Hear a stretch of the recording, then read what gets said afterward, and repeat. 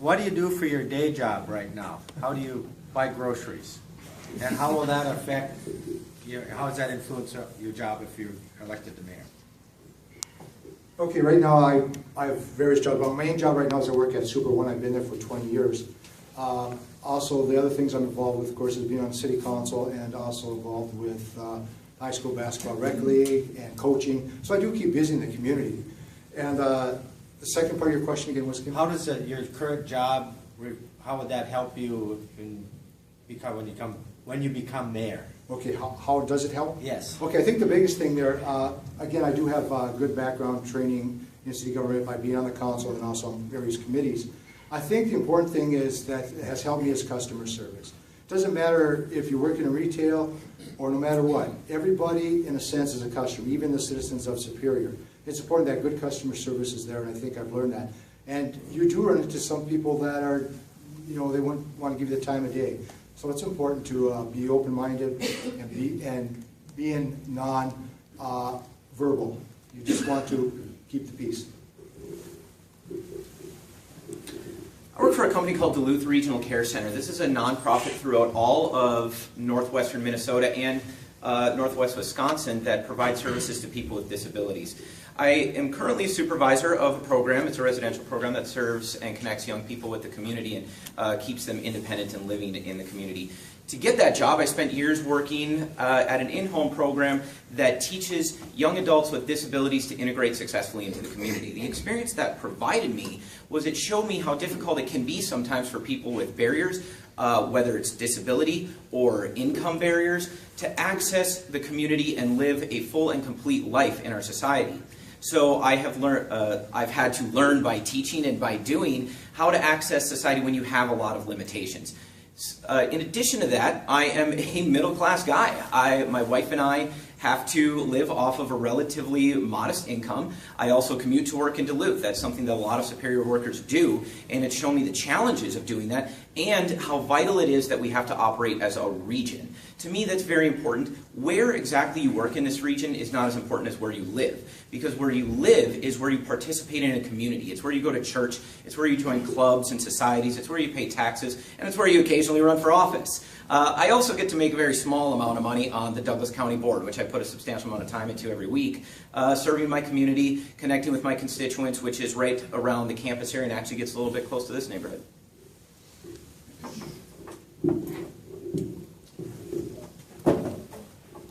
I work at the Duluth Paper Mill over in West Duluth, now called Verso Corporation, was new page about a month ago. And I work there as a human resources and communications coordinator. I think that my job gives me great benefit coming into this position. I work with people every day, all day. I often call myself the chief people person there. I think it reflects my title very well. I have grown some great relationships at my job. All of the guys on the floor and the girls, I'm the first one that they come to. I'm the first one that they call. They feel comfortable talking to me. They know that I'm going to help them. Most of the time they say to me, "You are the best thing that happened to our mill, and we're going to be sad to lose you if you win this mayor race, but we know that you're going to only go on to do bigger and better things." And that's because normally when they used to come to anybody in human resources, they would say, "Oh, you got to go do this, or you got to go find this, call this number." No, I tell them, "What's your problem? I'm going to help you find it." So we'll either sit down, we'll call together, I'll figure out an answer, and I'll call them back within a couple hours. Whatever it is, I'm going to make sure that they're top priority, and whatever else comes, they come first before anything else. As Lois would tell you, my day job is my night job. I'm a workaholic. I'll admit that. I started working when I was 10 years old for my father. I worked 40 hours a week in high school. I worked up to 60 hours a week in college. I love work. I don't have a lot of hobbies. And so I've owned businesses. I was a school teacher. I was a school administrator. And then I ran for mayor in 1975. I served 3 terms. After that, I went to Madison. I was there for 22 years. I served in state government in very high-level senior positions. One was chief of staff to the governor. I Before that, I was Director of Intergovernmental Relations and Coastal Management for the state of Wisconsin. Intergovernmental Relations, state, federal, and local. I was Deputy Secretary of the Department of Workforce Development. I was the author and designer of the new unemployment insurance system where you don't have to go to local offices anymore. You can file online or on the phone. And the efficiencies there created. We were the first state in the nation to do that. I was busy public speaking across the nation to other states, who now all 50 states have adopted that unemployment insurance system that Wisconsin engineered when I was the administrator. I have been mayor for 12 years. I have a lot of successful experience behind me. Experience is one thing, success is another thing, but successful experience is the third thing. I've been on federal and state commissions. I was the director of, not director, I was the chair of the Workforce Agencies of America in Washington, D.C. for a number of years. And I think I've completed 4 very successful years here. I know government, and I know local government the best. It's my passion, always has been. But I also know the intertwinings of state and federal government. I know where the bodies are, and I know where the offices are, I know where the money is. We're very good at getting grants. There's not a lot to get these days because of all the cutbacks, but I know local government. And the pride I have is I don't sit in the office. If somebody has an issue, I go to their home.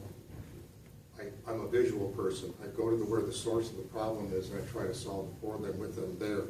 So that's part of the best part of the job, when I can go out and be with the people where the issues are and the problems are. So I believe I'm very qualified, and I'll be honest with you right now that this will be my last run for political office, or any office for that matter. I just feel that I've got it in me. There's things that have to be done. I want to see Belknap be done. I was the engineer to get that project from the DOT in very short order. It sat there for many years. Nobody addressed it.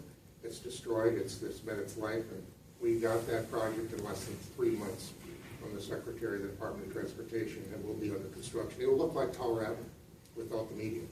Thank you. So to answer your question directly, currently I work for the Department of Employment and Economic Development in Minnesota. I'm a specialist with them. So again, the Department of Employment and Economic Development. And one of my roles is understanding our regional economy and our local economy, understanding what our needs are and what direction we need to go. And I have a really unique view on that. In addition to my employment, being a working class guy and making a working class salary, I understand a lot of the struggles that we face.